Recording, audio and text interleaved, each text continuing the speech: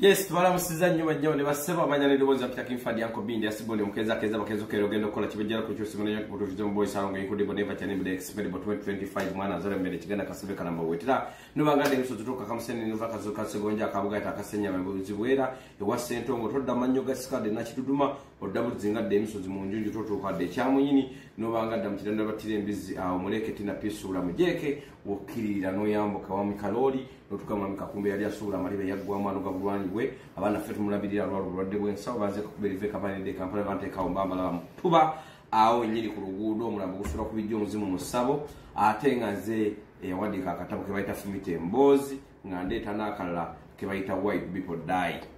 neyanza nnyo neyanzege mwenna batulaba ndine mama wange omulungi amema ayaka omukolo gimuwuba yafunye sente mu kibiina nateka kakaviri era kigambibwa nti mulongo nakato ali mu bibiina bingi nnyo wano e Canada era kigambibwa nti nno ali mu bibiina nga munno mu kabi waliwo ekibiina ekiratwekula mu Buganda ku Musha Buganda ku Ntikko kigambibwa ayine community nyingi gyakulemberamu ne banne bonna African Canadian ate ng'ekikulu Center for Social Justice Initiative kiri mu luzungu kyagambye Taji bonna ate nga ayina akagurupu kababeramu nga bolaba nakato oyinza obutabula oddodo oyinza otabula Dafini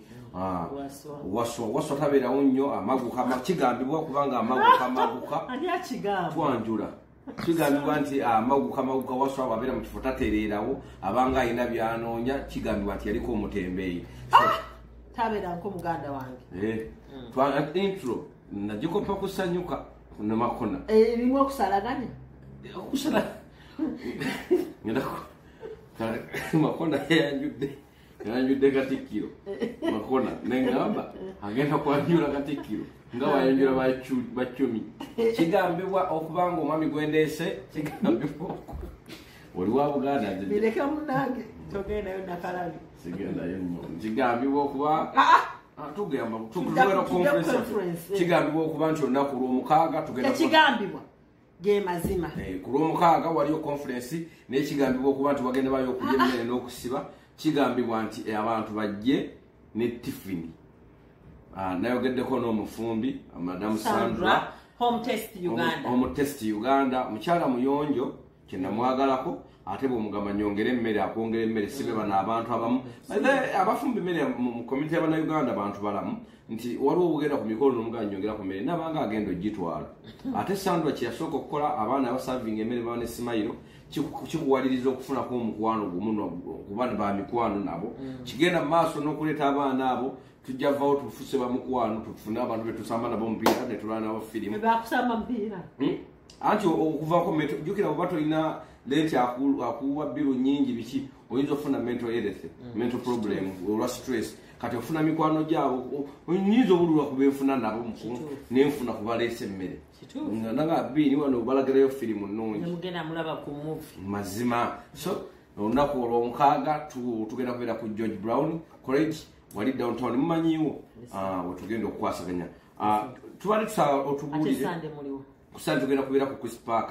barbecue tojja na mmere tojja naki tulinayo okulya n'okunywa nasigazawo ebyokunywa nasigazawo Uganda Walagi ku mukolo gwange ngendamu bawera bwerere nasigazawo bokisi za bbiya 8 nazongera zibawera bwerere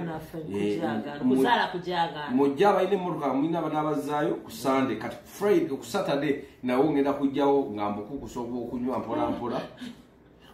mwosanga n'obuntu ngamba nkutere mu kakopo so tusuubire ekikumento erethe ya Saturday no ekyenjawulo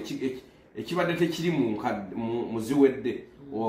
approvinze otya okyusizaamu ki tusuubire bantu ki tusuubire connection ki tusuubire mukisa ki tusuubire ki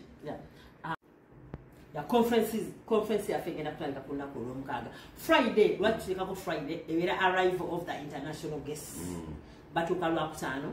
conference netandika ku lw'omukaaga tugenda kubeera ku George Brown tugenda kutandika ku ssaawa 4 ez'okumakya ku lw'omukaaga nga 3 ssaawa 4 ez'okumakya tumalize ku ssaawa 10 ez'olweggulo then ku Sunday tugenda kubeera ku Christie Park Sunday nga 4 May tugenda kubeera ku Christie Park bw'ova mu ssaabuwe n'ojambuka waggulu awo muvale gyolengerawo wansi green, that's the Christie Park. Awali kigazeebu oba ekiyumba ekitindire bwekiti wetugenda okubeera mulongo daspa wegenda okubeera tugenda kubeera okuva ku ssaawa 4 mpaka ssaawa 2 ez'ekiro. Okay, so atamanyi George Brown weri eri 80 Copley Street. Yes. 80 Copley Street. Downtown. So wenda ntambula yonna weri ova Mississauga ova Niagara ova Luddawa. Nsaba kusaba ndasaba ndege essimu yange naawe oleke essimu yo. Okay. Omuntu yenna ayagala okubaako kyobuuza essimu yange eri +1 416 835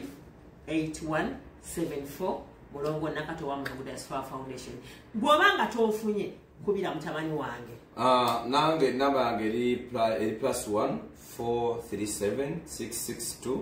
9830 eri +1 437 662 9830. Ate nga ffenna tatufunye osobola okubira mulongo waswa essimu ye eri +1 647 740 1951. Ate era oyo alina conference ya September African Canadian. Abagenda okujja conference eyo buli muntu ngenda kugulira ticket emu eryato, omulala ngenda kugulira ticket emu ya Palaso, omulala ngenda kugulira ticket emu ya Kampala Night, Orlando. It's my son. Tweyanzege tusinkane ku Lwomukaaga ku George Brown College 80 Corporate Street tuveewo tusinkane ku Christie Park. Tubaagala nnyo. Mukama bakumbe.